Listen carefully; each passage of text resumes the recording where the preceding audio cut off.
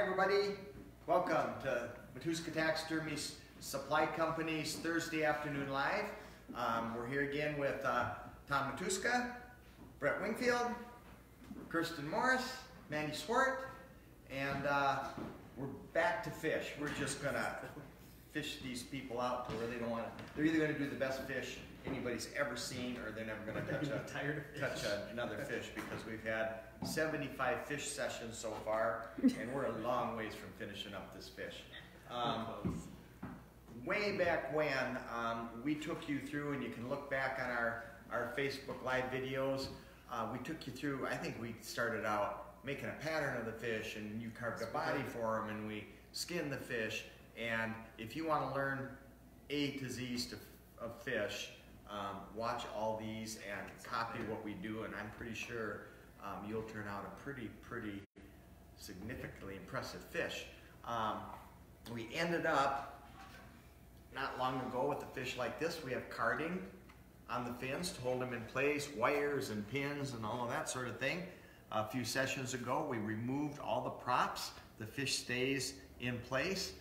We did the seam. We fixed the seam on the back for you, rebuilt the top of the head, rebuilt underneath the jaw, all using reference material, photos, all of that sort of thing. And that brings us to, I think last week we probably, you start blending some colors and, yep. And a little base color. Covering up, if you use epoxy, which we do to build up the shrunken areas, it's necessary to blend that to the skin. My method, and it's kind of probably not too good to say, but I have to make the fish look like a dead fish before I can make him look like a live fish. So I have to take all those blended areas, all the eye repairs, all the seam and everything, and make that look like the dried up skin, and then we take it from there. I think, and don't forget, all along today, make sure you like and share, like and share, like and share. We have all kinds of giveaways and things like that. I think at about 5 o'clock the girls stop us and choose a winner and give all kinds of stuff away. Choose your sack at the end and all kinds of things. So don't forget to like and share. And we appreciate you tuning in and watching us, because that's what keeps us doing that. And my wife just said to me to work this morning, she said she talked to about 3 people yesterday that can't say enough about these lives, so you keep telling us that you like it, and we'll keep doing it, because nobody's ever told us they didn't like it. So if you start telling us you don't like it, we'll finally quit. Oh no.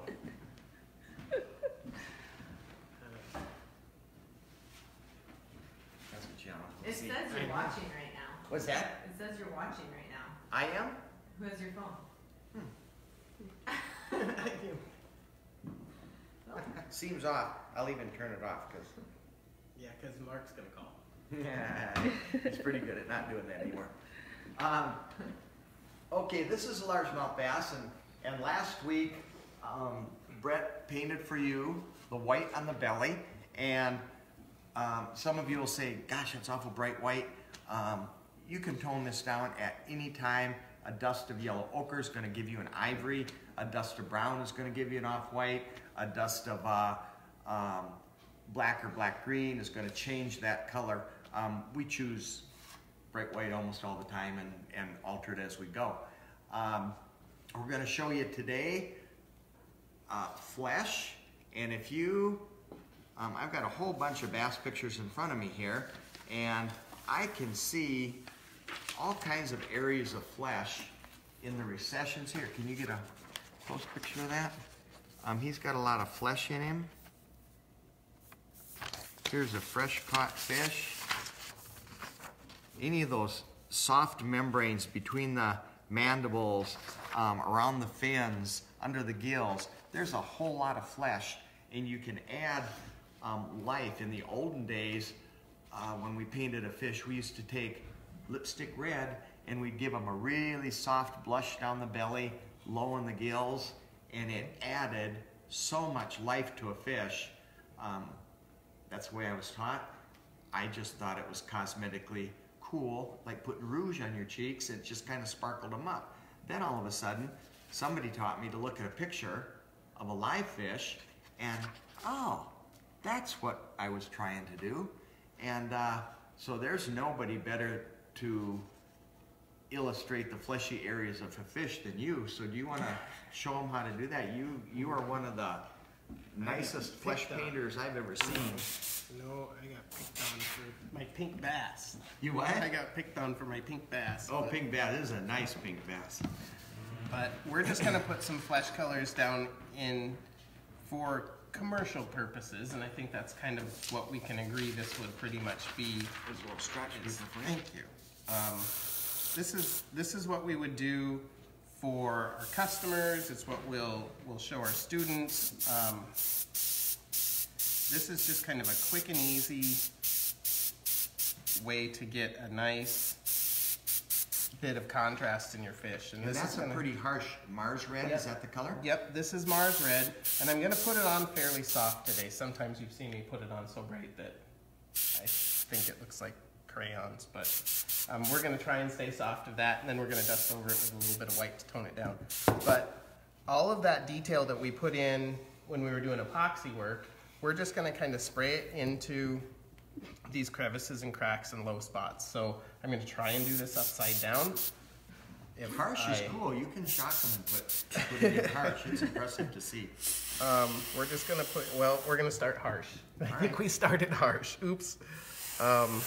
We're gonna put it down through here, and all the low spots on the head. Ooh. Yeah, not that harsh. Dan Hudzik said, be careful how you say pink bass. Sounded like something else on videos, so.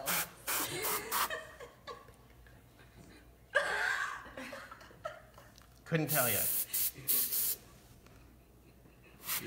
And Stephen Von Collins says, hello, all from frigid, frozen north of Wisconsin.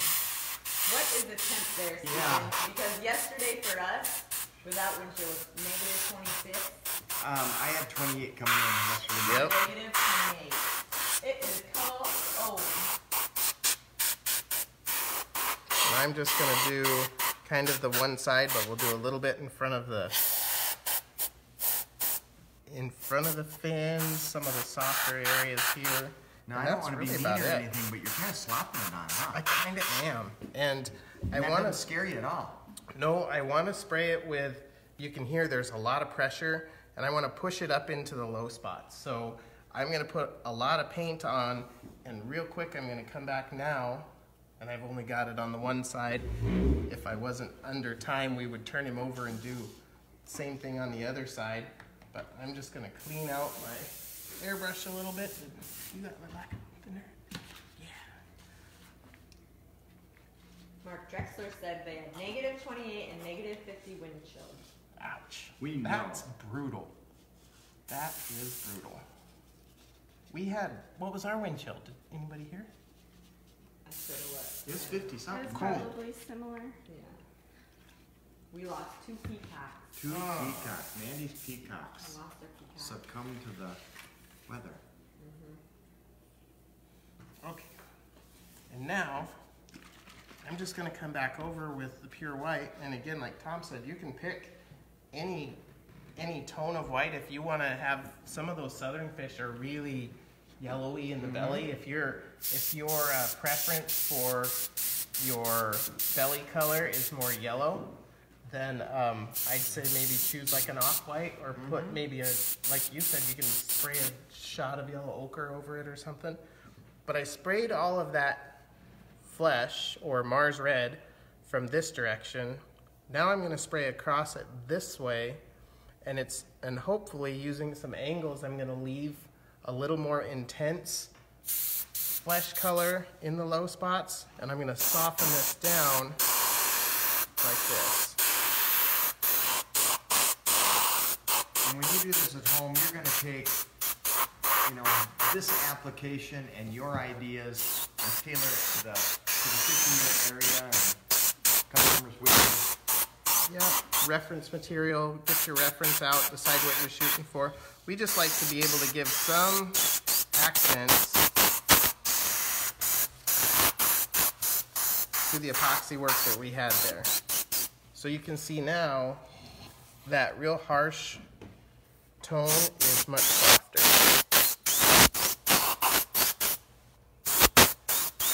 Like so. Come back here. And at any point you decide we're gonna call this good, but if I stood him up and looked at him, I'm gonna pass him on to Tom, and if Tom says, ooh, that's too bright or too pink, we can always come back and tone it down later, but that's kind of what we're after. We would do that in here. You can do it in the interior of the mouth, anywhere you want to create that fleshy tone. It's kind of nice to spray that way. You can do it in kind of the crusher teeth. That's a nice effect too. But I think I've seen you do it in fins and the fin bases and things like that. Yep, bases of fins. Lots of fun stuff there where you're trying to create thicker, meatier, fleshier effects. Any place that there's kind of blood stored, seems like. That's what we Oh, did. that looks great. That work? Sure. All right. Your turn. My turn to do something?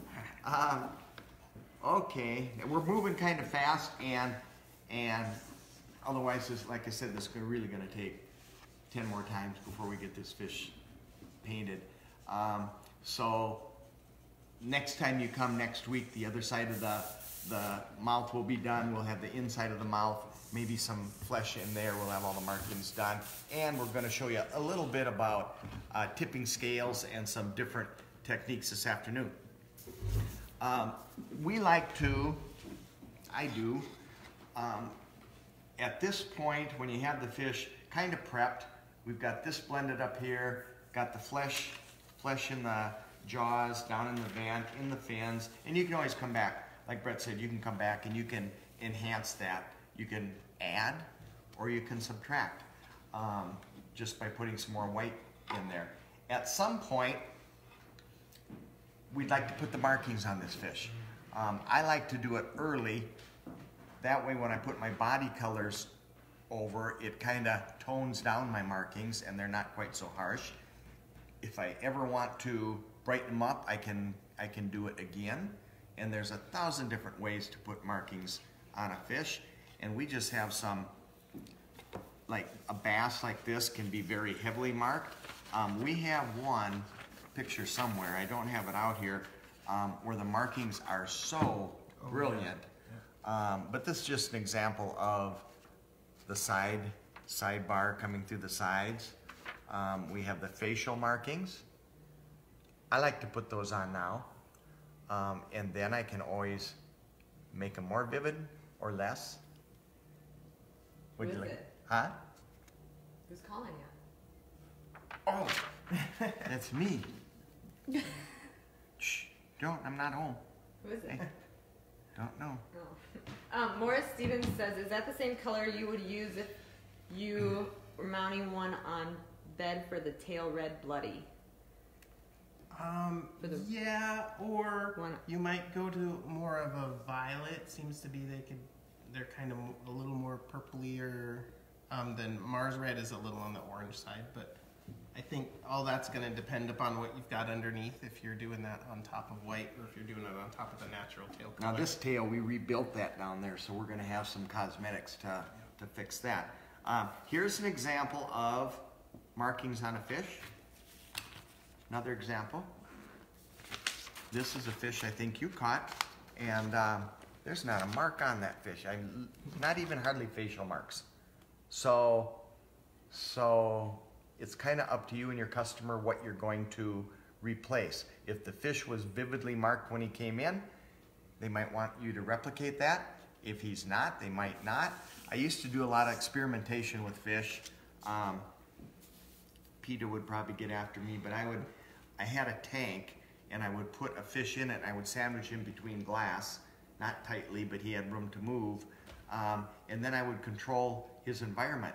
I would put an aerator in there and he would just be a normal, healthy coloration, temperature of the water, change the coloration, turning his air down to where he wasn't happy, made his markings vivid, and we did this a lot with smallmouth. We used to do it all the time, and you could get the markings would get really, really, really vivid to you know, really Maybe we did it once. toned down.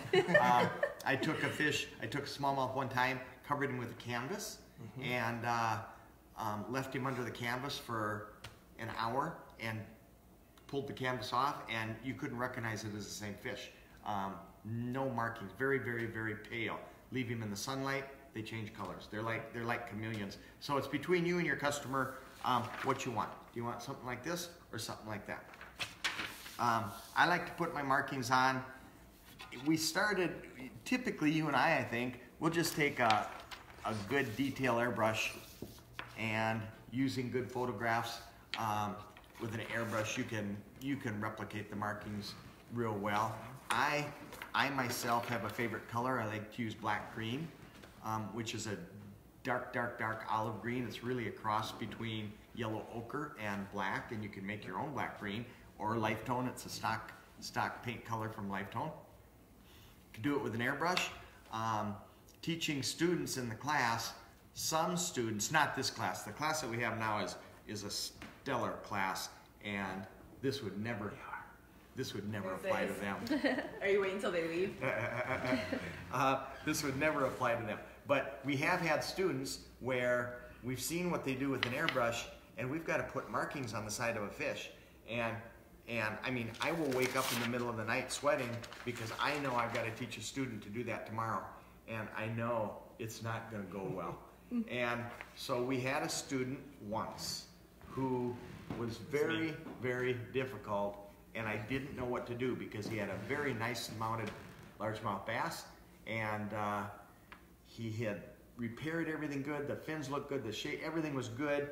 We got to somehow get from there to here. And so, grasping at straws, I thought, what if we painted him on with a brush, you know, like a little kid brush? And we did it. I gave him some paint, and I thinned it down with thinner, so if anything went wrong, he didn't put it on too harsh. Painted the markings on the side, markings up above, markings to the face, and I thought, wow, that went really well. So any of the students that came to the paint table, it's time to put on markings, I said, here, if you're worried about doing it with the airbrush, try this. And we would work a little bit on the back, and it is a tremendous way for students to put the markings on smallmouth, largemouth, bluegill, everything. And to the extent that students are gone, and instead of grabbing the airbrush, I'll put them on by hand and enhance them later with an airbrush. So that's what I'm going to show you today. Doesn't matter how you put them on. You might even show them how to do the pan pastels. That's a very good way. Just remember, don't put them on too dark. You can always come in and darken them up. You do want to be able to see them. I'm going to take, I've got some mixed up here, but to show you how I did it, I just took black green. I put just a few drops, maybe 10 drops in a cup. And remember, we use a lot of wax cups. Don't use your wax cups for long because the lacquer does dissolve the wax in the cup and will cause issues later. And I'm going to put in there? I put in lacquer thinner, and I put in probably, I'd say 75% thinner or more, maybe 100, maybe 90% thinner. Very, very thin. Can you show us your brand of lacquer thinner again? Yeah, this is my brand of lacquer thinner. It's called Tom's Lacquer Thinner, and it's like it's been used a time or so. The lacquer thinner that we use, actually, I don't know where the lacquer thinner is. It's a Pittsburgh Paint and Glass. We talked about it last segment, and it's a slow flash burn rate. Is that what you called it? It evaporates very, very slow, and it works way good for. And they would find it as a reducer, probably? Yeah, it'll be called reducer. So I've done some on the back. You can see what I did over here. And I'm going to just play on the back just a little bit to see how what my mix is like, how strong it is.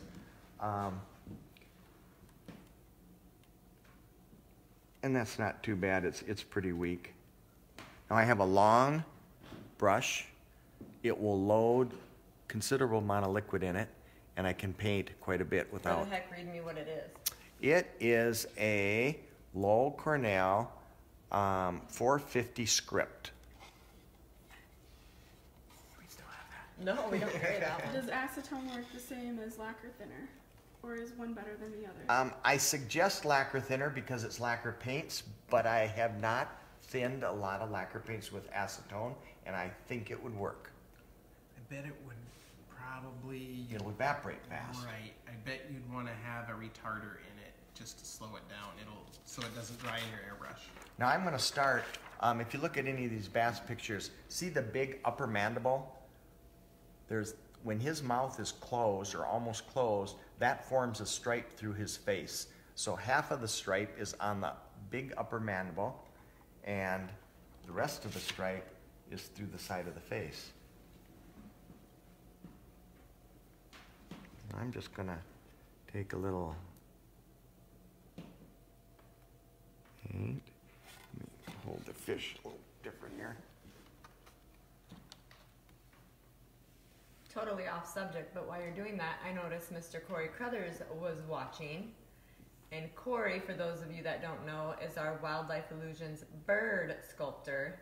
So definitely if you are into birds and haven't checked out his heads and bodies, he has some of the nicest heads and bodies on the market.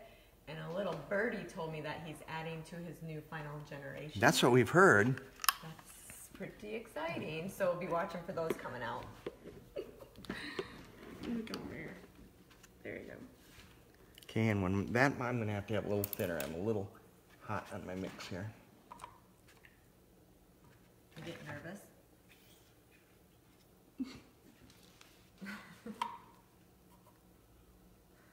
Nothing like the world watching. I know. Don't screw up. There, this is better. Now, I'm stippling it on, which is just kind of splotching it. And I'm giving myself a guide as to where it's going to be when I complete the process. Now, if you look at the reference photos, you can see that the darkness in the stripes oftentimes is the back half of the scale.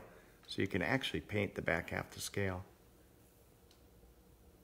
Can you use the regular lacquer thinner to thin paint? It does. It seems to coagulate a little bit for me.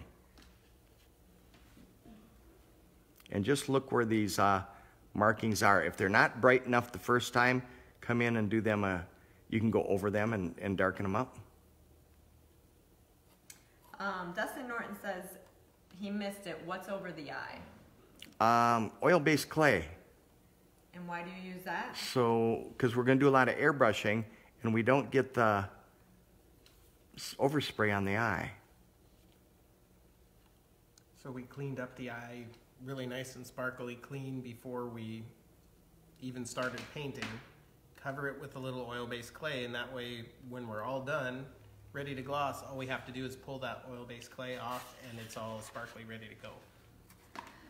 So if I use regular lacquer thinner, would I want to use less thinner to paint and maybe use a little more retarder?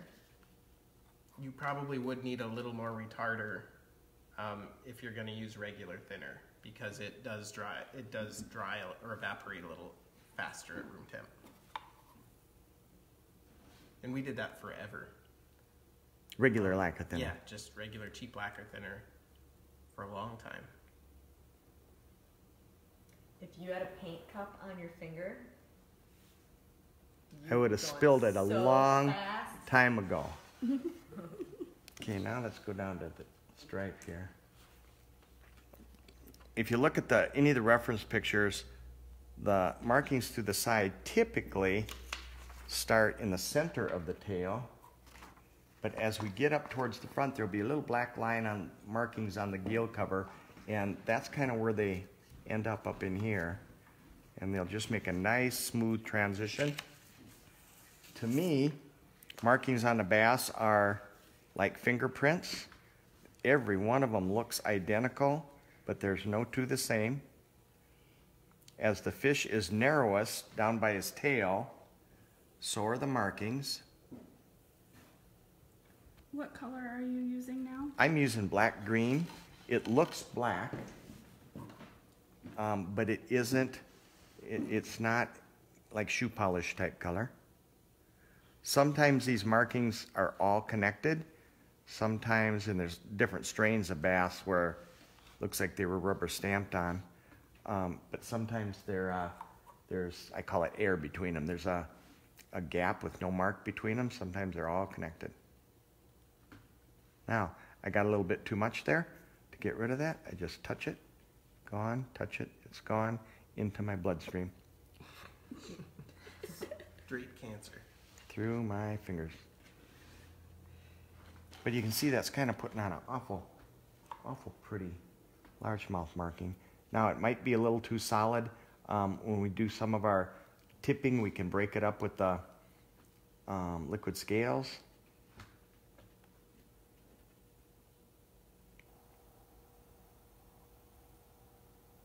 What else are people saying? Well, a lot. Jig and Jim has a high school buddy, Matt Jensen, watching. Jig and Jim, did he win last week or did he miss wasn't it? watching. He wasn't watching, and his name did get pulled, didn't it? Oh my gosh. The one time he wasn't watching. He's like our faithful. John Black says, thank you for taking a few minutes on the phone with him the other day for the crappie fins. You guys are great. Adam says, hello from Pella, first time watching, hoping to go to your school someday in the future. For those that don't know, we have Northwest Iowa School of Taxidermy as well, and we have a 9-week course going right now, and I believe your next one is the 2-week game head course coming up. Is that correct? Mm-hmm. It probably is. So I think there's a few spots left open for that, if anybody. We're doing birds. This is bird week here, and it's been, we've got some really, really, really nice birds. They've all been fleshing on the wheel. We've had no disasters. Ah, are you sure? You Got a didn't see 'em all, turkey did you? going that's gonna look stellar when it's done. I think our worst bird in this class, which I can't figure out which one it would be, is better than most average birds in most classes. It's good. They're We're good. in real So good something shape. like that. I've done the main stripe down here. Now, a lot of times on a largemouth, they're going to have, I call them islands, just when I'm describing them. There's little areas of markings high on the back. If you've ever seen a bass go out on a rock pile and you see him swimming away from you, you can see those markings high in the back. I'm going to do some larger ones up here. These are just going to be some splotches. Don't show them pictures, then they're gonna. So Brad uses Okay. water-based paint. What do you recommend for thinning with water-based? You have had more experience than I, and you would say acetone, alcohol. Isopropyl alcohol seemed to work the very best. A little bit of water and the alcohol seemed to be kind of the magic combination. Although my little bit more experience is only about 17 seconds, so. But you did well, I thought. It does work pretty well. It made me excited to try a little more of it. Raccoon Valley says, switching from a thinner retardo combo to the reducer was a game changer for me. It Thanks, is. Brett and Tom Nice. for telling It me is, about it using is. Awesome. Can you freehand the black lines with the airbrush since there's no two the same? Sure, Absolutely, yep. sure. The only thing with hold it close, thin your paint, and do detail markings in little spurts rather than, if they get too fogged, then they don't look as good. Now below those little islands on the back are smaller debris, kind of larger speckles. Don't get too uniform in where you put them in. And do keep them similar sizes.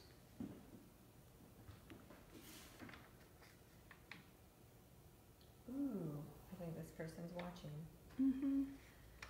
We do have 2 giveaways from last week's sharing. So for those of you that are tuning in and haven't shared yet, click the share button right next to the comments and you will be having a chance to win next week's giveaway. But for last week, the first one to tune in and let us know you're watching, we'll get to pick a bag at the end of the show. And our 2 winners are Emery Stapleton or Dustin Norton. So Emery Stapleton or Dustin Norton, let us know you're watching so you can claim your prize at the end of the show, and don't forget to share the video so you can be in the chance to win next week. Maybe Emery Stapleton's related to Chris Stapleton. I know, I thought that. He's in Omaha this summer. I heard, I just saw that today. Pretty excited.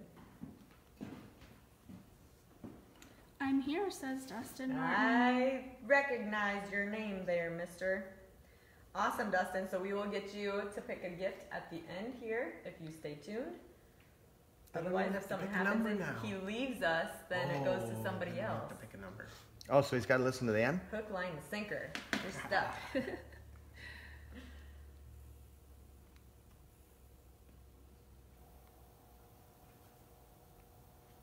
You have, see, Jesse Wells. He's tagging his wife in it. He says, long time no see. Rick Hammonds, hello again. Uh-oh. Jeff Swindle, thank you all for the videos. You're all awesome. What? Emery Stapleton is watching as well. Emery. But Dustin commented first. He did. But what if that's Chris Stapleton's long lost son and he had tickets to give us? He had a giveaway for us. Yeah. Oh no. All right, that's about how I would do that. The widest part of the fish is right through here, right through the center of the body. That's where you're going to want the highest, the largest markings. This is where they'll be at their apex. And as he starts to narrow going into the head, the markings will start to narrow. And as he narrows going into the tail, they will start to narrow down there also. Now, this is I guess I'd call it a poor man's technique for putting on markings. Oh, that looks great. Will it work? Yeah. And anybody can do it, and you have complete control. If you don't like it, the minute you put it on, you can mute it with your finger and do it again. From here, it's real easy to airbrush those heavier, wider, change the shape of them, that sort of thing. You can make them bigger without, you haven't hurt anything. And this technique, as simple as it is, works on bluegill, any barred fish, smallmouth. It's really, you have a ton of control with smallmouth, largemouth bass, anything with markings. What brush are you using? It doesn't matter. This is a script brush for like doing calligraphy and things. My favorite brush would be one of the bigger rounds, like maybe a number something round. 4, maybe? They're big. Number 6 round? Number 6 round would do good. So you have it available in Number two different 4 and number styles. 6 round. Okay, The 6 now, round 032706 or the 042006. These are soft handles is what these are, with a little better grip. And that's something to bring up. We did that because those bar markings are pretty unique to each individual species, and if you don't get them right, if they don't look like a largemouth, you're gonna kind of fail on the overall presentation. Same with the bluegill, same with the smallmouth. They kind of have a certain shape and a certain spacing and size. And very critical. Although they're all different, they do seem to have some consistencies. So whatever you have the most control over, if you're great with your airbrush puts them on great. The hand brush is one. Should we show them another way? Sure. Yeah. Why don't you show them your pastels? Another option for doing markings, and we've gotten familiar with recently, is the pan pastels, and I think we've kind of shown these quite a bit lately, but this is another thing that if your airbrush isn't your go-to for precise detail painting, another option would be to come to the pan pastels. This, oddly, Tom talked about, you're using black-green because it's kind of a derivative of yellow ochre. It's black with yellow ochre in it. This is yellow ochre extra dark, which is, again, just basically a dark olive. And I really like it for putting on some of these markings. And another area that on the largemouth bass that some people struggle with is this little marking, a little shaded mark on the back half of, I won't call them the belly scales, but that portion right above the belly. So this area on the real fish, or on the fish right through here. So I'm going to show you how to do a few of those, and we've got a really good reference picture here of what those look like, and they're basically on the back third of each scale, and sometimes it's a real regular pattern on every scale. Sometimes there's some interruption between the scales. You can use your own reference that way, but I'll just show you quick how the pan pastels are another tool for you to apply some markings or color. Oh my gosh. Upside down. Yeah, why don't you? Want me to hold it? Certainly. No, I can hold it. I just wonder if I can do this without my magnifying glasses anymore. I'm getting old. But this puts on a nice soft little shape. We've got the micro applicator here. This is, I think, the medium micro applicator. And we even have a smaller one. So I'll show you that. This is kind of like a Q-tip, but it's teeny tiny. It's microfiber, so, oh my gosh. In fact, let me show you the difference. Show you all three of them. So here's a Q-tip. Here's the micro applicator medium, and this is the micro. The nice thing about these is this is microfiber, so it doesn't have all the lint that a Q-tip will, like that. Doesn't leave anything on your fish. Does really well, so we'll use this one a little bit, and I'll show you how nice and controlled and easy you can make some of these markings.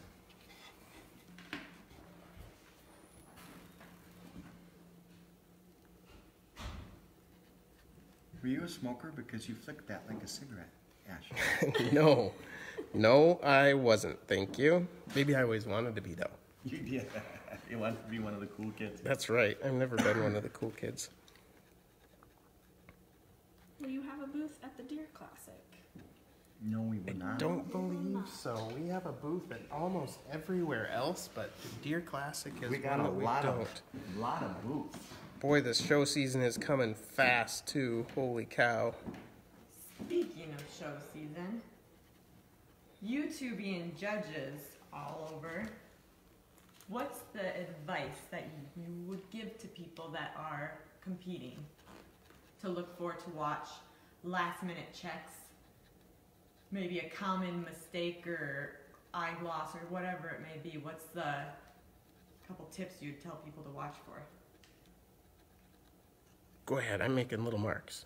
I don't know. Things I see are, I mean, naturally you want to check your anatomy as you're working on your fish. Have good reference and all that sort of thing. Check your eyes, check your build-ups, that they look natural and not man-made and that sort of thing. But some of the things that really jump out at you, I think, are connections. Make sure your connection is very clean.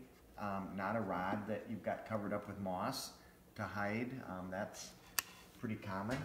So how would you hide it? What's the best method? We use a lot of little square tubing and square rod that you can slip the fish on and off, and it fits really close to the branch or the rock or whatever. Robin says, I bought some of the pan pastels and can't get them to show up very well. What am I doing wrong? Oh boy. Lots of factors in there, Robin. I can't think of. I suppose it would be what you're putting it on. What's your base? Is there anything that, are you trying to put it on a glossy surface? Sometimes if it's really super shiny, You won't stick. they don't stick very well. In that case, I think you could either put down a primer base, or like just for us a white base here, or this is something that this workable fixative is something that we're pretty happy to have. We've been looking for something that's been kind of a medium sheen, and this is made for, says protects pencil, pastel, and chalks, prevents smudging. We're gonna seal these pastels with that later, but I think you could even put it on first. Sure. Like you said, you could put the matte on.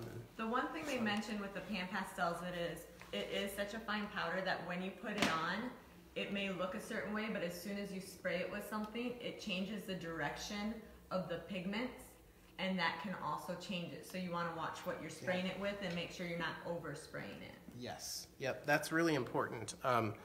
If you imagine a whole bunch of little tiny particles, and then if you lightly dust over them, you're not going to disturb them too much, but if you put a super heavy gloss on top of it, they're going to dissipate, they're going to disperse. So just exactly what Mandy was saying, watch how you're applying your When she was describing over not showing up, that does make me think it might be on a shiny surface, because I've had that to where these don't work. Kind of fall off. You know, Yeah, I wasn't a yep. big, They're not I adhering had very well. difficulty working with them to start with. Yeah, but that'll give you just kind of an idea of some of the things you can do. Another area that I like, and these pastels do work in bigger applications, and the kits that we sell come with some larger applicators. A Q-tip is also a really effective applicator. This works really well, and I've just gotten kind of used to doing this bottom bandable with this. Just gives a real soft, easy effect. And Robin says, yes, I use a high gloss. Yeah, that'll yeah, won't stick. be careful. Be You can careful put a high with gloss that. after. Yep, and do it in coats. Do a Small.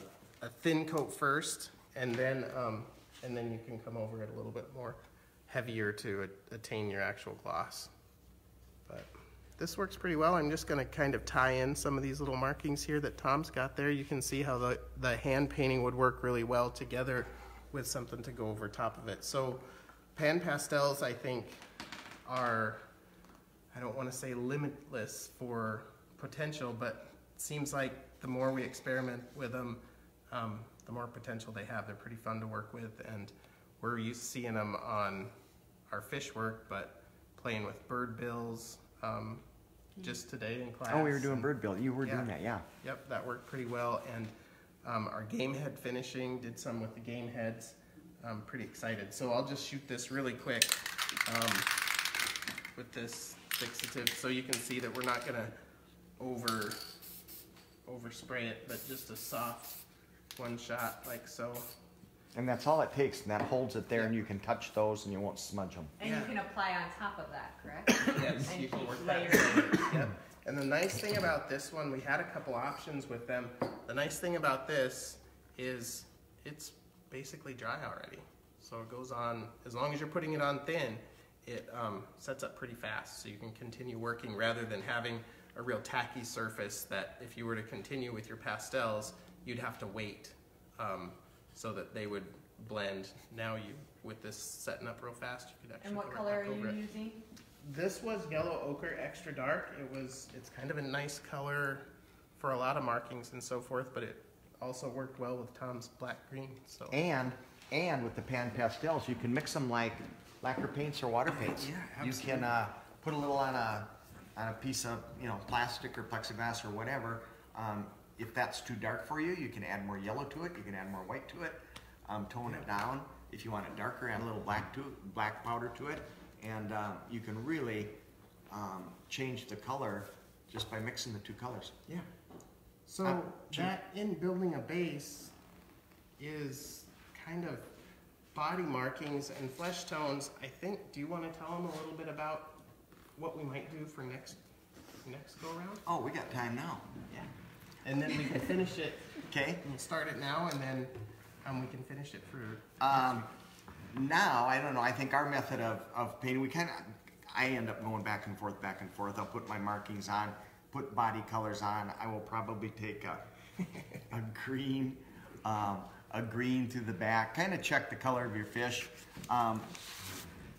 This photograph is a very yellow bass, most of the photographs we have of our largemouth in our locality here, you don't see so much yellow to me. You know, maybe different times of the year, but there may be a hint of yellow. I tend to shy away from the yellow a little bit, but you can do that. We would put body colors of green, airbrush that on, and you use a lot of solid colors green. I use a lot of transparent greens. A solid colored green is gonna cover up any of your markings, but this is all dried up anyway. Transparent or a solid green wood, a transparent green will let some of that come through. At some point, we like to tip our scales, and I know there's lots of different medium for tipping scales, but we use a lot of liquid scales. Jeff Lumsden's liquid scales that we carry.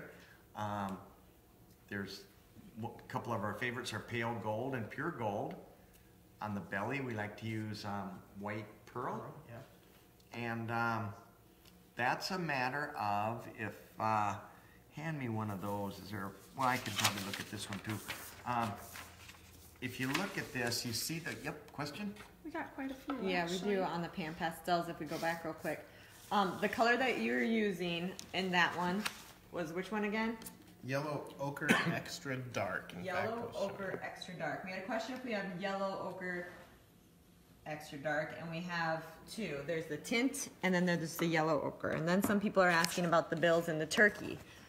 We actually, these guys in Amber have hand selected all these colors. We got sent like hundreds of colors from them, and we hand selected the kits for you. So we do have a birds, bills, beaks, and feet, and they come with accessories, and each kit includes kind of your own little tools to apply them with. We also have a turkey, head and feet, your mammals, and then 3 different fish. And the nice thing about the fish is you have the base with accessories, the accents with accessories, and the metallics. In all 3 of those kits, you could get all 3 and not have overlapping colors. Right. And I think most of the kits are void of overlapping colors. I don't think there are You're very right. many. Correct. So we did that on purpose, but we do sell the individual colors if there were colors they wanted to pick up. And which pan pastel would you say for the golden walleyes? Ooh, there actually is a pretty cool color for that, and that is Dairy Lied Yellow. Dairy Lied. So yellow Dairy Lied, it's number That's- 022505. It's a pretty nice yellow. Very vivid, very strong. Show you real quick, and then It looks way yellower in your It's- camera rather than this. it's a pretty strong yellow. But for some of those markings, like we use with the Copic marker, this is a very similar tone. And then one more question on your, is the fixative compatible with auto clear coats? Seems to be, yeah. Yes. We're still And kind so of that playing one, with yeah. it, Yep. and I believe the one that you guys found and like we should have in the next few weeks, and we will be carrying as a added. We'll We have probably- had fixatives that it did terrible things to the pan pastels for me, turned them white and Yeah. things like that, and I might have put them on too heavy. I for sure am not the person to teach you how to paint a turkey head, but this was all done with pan pastels in one of our previous sessions, right? And I did half of it. That's just the blue. You did it fast too. I did it fast. That's probably, I would bet, after doing it once, that's a 10-minute paint job, you know, and it's pretty fast. Well, I suppose we're gonna have to add all the pan pastels to the 10% off tomorrow for our Facebook Live, since you guys talked about them so much. So make sure any of the products that these guys are talking about are on our website. There's a Facebook Live product tab. If you click on that, you can see everything, and we offer everything that we talk about the night before for 10% off for the day. So you can go on and place your orders for that. We like to use, back to the liquid scales, at some point we like to highlight our scales to give them a factory look. If you look at the, now this photo, you can kind of see, and when we talk about tipping, I used to call everything tipping, kind of scale enhancement if you want to really, you're trying to, this is a dried up dead fish, and we've got to do something with that blacky, grayy, not very attractive looking skin. So liquid scale seems to fit the bill for that, and we like to use the water pen. And we've had a couple calls, and I have to laugh because people say, I can't get the liquid scales to come out of the water pen. And the reason I have to laugh is not that you don't know how to use a water pen. It's because when I first got the water pen, I put my liquid scales in there, and I thought, this is a piece of junk because it doesn't work. We don't want to put the liquid scales in here. It's called a water pen because you put water in it, put your liquid scales on some kind of a plastic surface, dip that moist bristles, which stay moist because of the water in it, dip them in your liquid scales, and you can tip scales till the cows come home.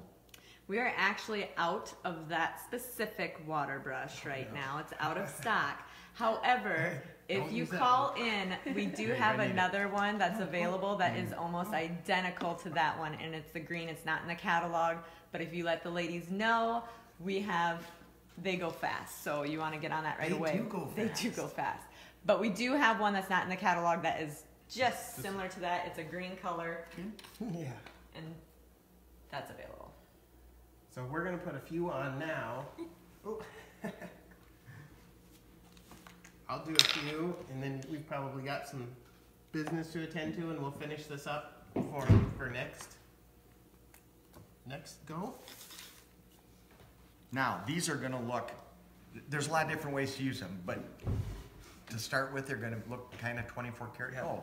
Yep. And that's why we're putting them on early, because we haven't put any body colors on this, and we'll subdue these next week. But they're going to go on. I'm doing this upside down. I bet you could do it standing on your head. Oh my gosh. We should do that. Maybe that's one that, instead of the taser, Mandy. See, we thought it would be fun if we hit like 100 shares or something big like that, that they'd get watch me tase you live. Watch you what? Me tase you live. That's what I said. Or something fun. Or you go do a snow angel. Mom said no to that one because you're kind of sick. But a snow angel live. But we'll tase you. Mandy one time worked at a restaurant that the shirts were upside down, and if you asked the waitress, they had to stand on their head, and so you could read it. He would come into lunch, Wait a ask me minute. 5 times, and then he'd forget his wallet, and I would have to pay with my tips for his lunch and do handstands. You're making that up. No, I'm not. You do it at Rebels every once in a while. No. And then you take the water glass for Nicole and you tip it upside down with the tip money in it and pull the paper underneath, so when she had to come bust the table, the water would go all over the table. I did used to like to do that. You can do that with a salt shaker too. I've never done that, but What is the difference between Pearl X powders and the pan pastels? oh, good question. Pearl X powder is just that. It's a powdered material. It has no binder in it. The pan pastels have, I would say, probably an oil-based binder because it doesn't seem to dry. Some kind of acrylic. And so they will actually blend. So if you actually kind of rub that and make it very soft and blend, if you did that with Pearl X powder, the powder would just sit on there and eventually fall off and leave no color residue behind. So that's Just to give them an idea see how many you can make. How many you can make without re-dipping just because of that moist brush. keep re-dipping because I'm kind of in a weird spot. Let me get oriented here. Come over here. Can you come over my shoulder? Those look horrible. Let's try to put some on better. It doesn't look. They look world like I was doing them champion-worthy. upside down. Are you ready? Yep. Okay. We'll see what we can do. Now, typically, if you use a brush, you're going to dip for sure 2. And if you don't have the color cup, you're gonna Waste a lot of motion. a lot of motion. Again, what's on the eyes? It's an oil-based clay that you guys just stick on to protect it. Yep. And I got through 7 there, and it was only because I put very little pigment on the brush.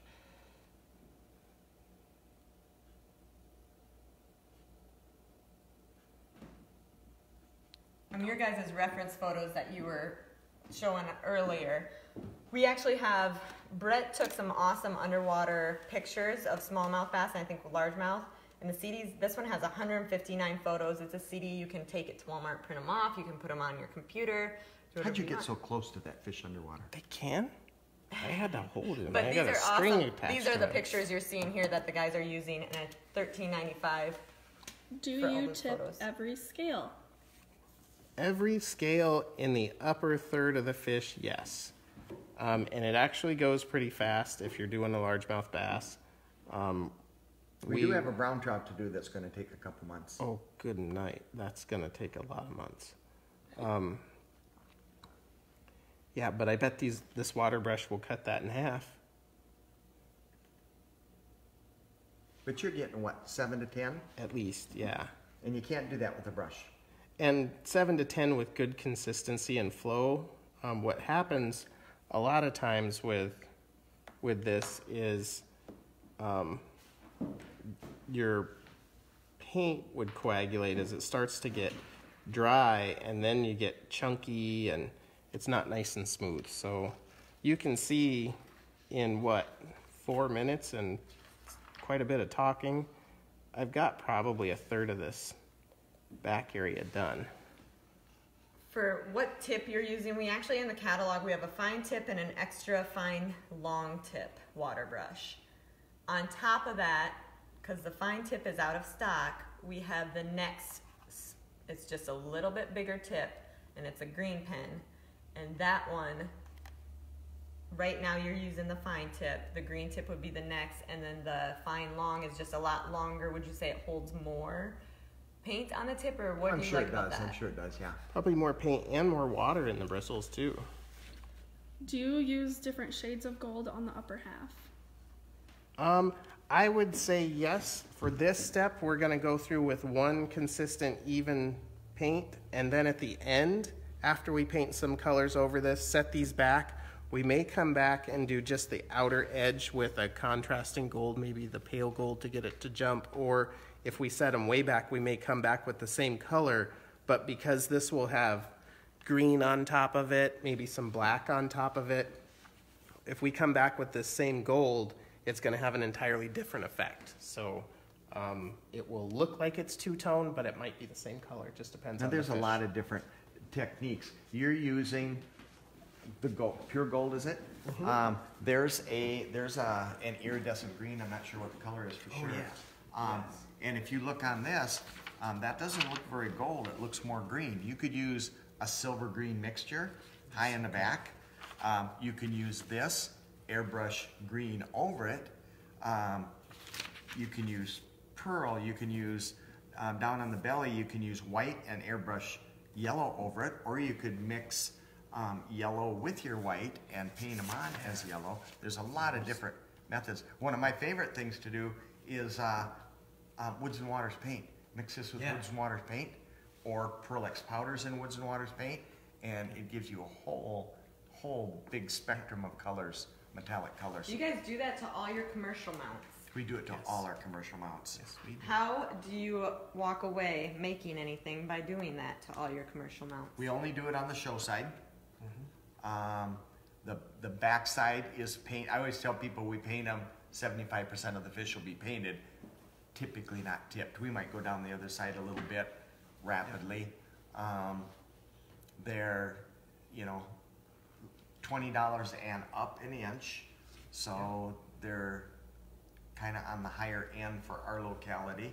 Yep, and I would say with this portion, we're probably investing 30 to 40 additional minutes of tipping, but I think the effect that you get out of it is very, very worth it.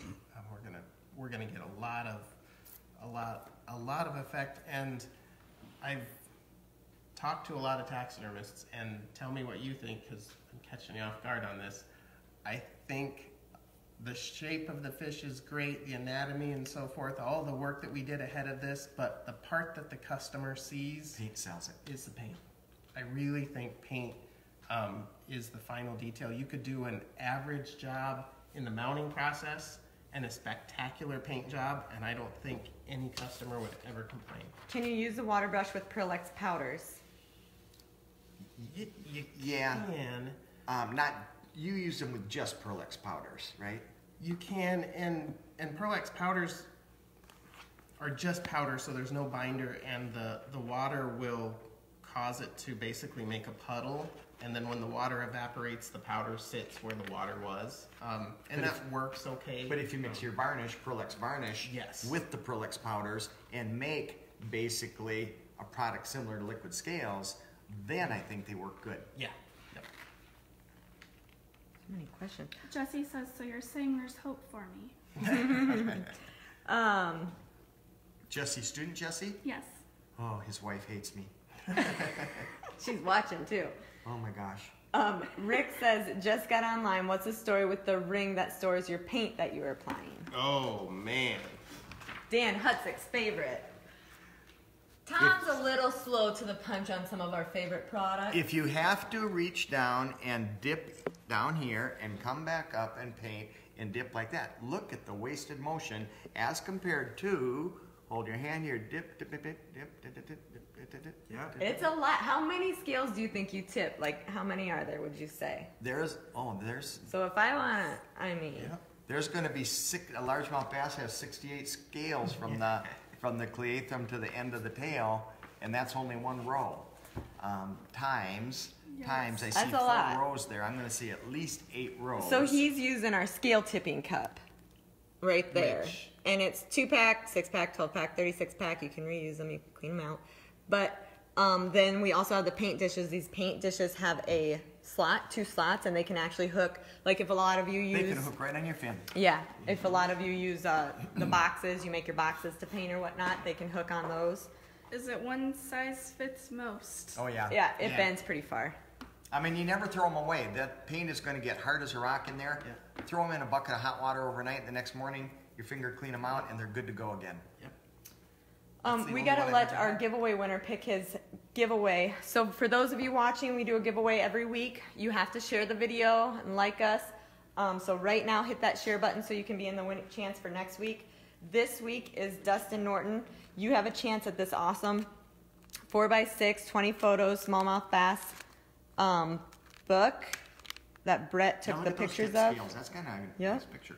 These are great pictures, detailed, very detailed. And you guys can purchase this online or call in, either way. But those are great pictures. So there's a book of that. There's also a CD, chance at winning a CD, 159 photos, the water brush, or this reference cast of a smallmouth bass.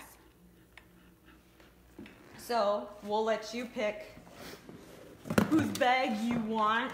Get that ready. And then while he's doing that, we can talk shows just a little bit here. Show season is upon us. Those of you that are going to the Wisconsin show, that is our next show. Call and order. You get free shipping. You get show discount. Definitely take advantage of it. So give us a call. We're taking pre-orders, and our trailer only holds so much. So it is first come, first serve. So make sure you get your orders placed and together for us. Dustin, pick whoever's bag you want. You got Mandy, Brett, Tom, Kirsten. Let's see what else. We've had a lot of people asking about the Eagle, even after last week's. This is our Matuska Competitors Award, and this is the Masters. The Professionals is silver, and they're going all over to the States. I think we're making like 32, I believe. There's 32 different awards going. To compete for that, you basically, all entries must have, all 4 entries, you should have 4 entries, and they all must have a first or second place and have a score of 350 or greater. They need not be in the same category. And they have to be all 4 in Masters or all 4 in Professional. We're trying to make it a prestigious award, so we're keeping them in those. Check with your state. Tomorrow we will have, Kristen's looking at me. Tomorrow we will have a list of all our state shows that we're going to, the ones that we're not, so make sure you look for that if you guys are interested in different. We have all the states, their dates, if the awards are going to be there, if we're going to be there.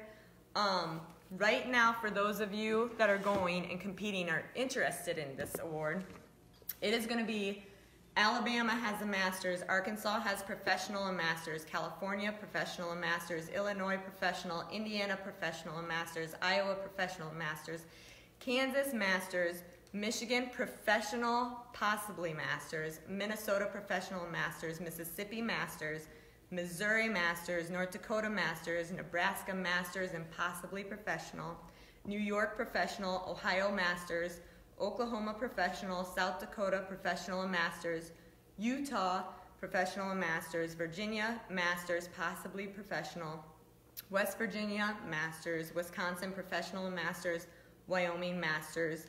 And I'm still waiting to hear back from Arizona, Oklahoma, and New Mexico. But the ones that I listed, they will be there. So if you are going to those shows and are interested in competing, it's a great opportunity for you. Dustin picked your bag. He Oh. says, please keep a trophy available for me as well. We Sounds will. good. Ooh. Mine is the smallmouth bass. Oh, that's a good little cast. Nice. So there you have that. Anything else about the shows? You guys are doing Australia. At the Australia, Same we're time going as to rebuild Wisconsin? a little bass head like that, and there should be about 20 people in the seminar, and they will all receive one of those. Wow. They're gonna rebuild it. They're gonna set eyes. They're gonna That's a long ways to go for it. get their little sculpture that they work on in the seminar. They're gonna take that home with them. That's cool. You guys are there for a long time. It's pretty exciting. A couple years. I think. I mean, the travel is quite a bit, but that's pretty exciting. Don't we have a Oh, sale? we do have a sale. A fun little Valentine's for you guys. There's so much going on. It's cold out and I forget stuff. It is that time of year. Valentine's is among us. The day of love. So what we've done, Okay. what we've done, same thing as last year. We're doing spend $50 and get your significant other, maybe it's your secretary, maybe it's your kids, your dog, your niece or nephew, whatever it is, yourself, $50 and you get to pick a gift. Box of chocolates, dozen roses, little stuffed animal for the munchkin, a nice scalpel knife. That doesn't look romantic. That doesn't look Well, romantic some at all. don't want it for themselves. A huge coffee mug. Or a dog bone for your helpers, which, as I'm pulling this out, we left both dogs in with all the chocolate in the other room, which could be interesting. But So we all also you gotta have do this. is spend $50. So $50, and the code is, what is the code? B-Day 19. B-Day 19. Now, Kirsten and I just decided that we are going to offer the 10% for the products you guys talked about tonight with the spend $50. So you can combine them? So you can get your pan pastels 10% off and get a special deal if you hit the $50 mark. But this is going on, I don't even remember what we picked. How long is it going on? Ooh, for like a while. Is it while supplies Till the last, 9th. Or Till the Till the 9th. 9th. So this is going on till the 9th. So take advantage of that. I know I kind of wanted to open those. We got a taste test them, right? Oh, it just melted a little bit. It'll be okay. But so check that out. Thanks you guys for tuning in. If you're just joining us, you can Matuska Taxidermy Supply Company. We're live every Thursday at 4:30, and you can check out all our other videos on our Facebook page on the video tab. Like and share, hearts and bubbles, all that good Yeah, share for next week's winner. Dustin will be in contact for you to get you your giveaway And we're gonna work on that next week. probably up Should until wrap next it up. week. Yeah, we should have it done, and we should talk about maybe gloss, how to gloss them. Yeah. And with show season coming upon us for our live viewers, our lives are going to change just a little bit. We'll be doing walkthroughs again at the shows. We've got them cleared to all the shows that we're going to give you a sneak peek before anybody else gets to see the mounts in there. So we are allowed to go into those, so we'll show you those. So stay tuned for that. And call us 1-800-488-3256. Our ladies would love to help you, walk you through any questions you have or orders, or place them online at www.matuskataxidermy.com. You're good. Thanks, everybody.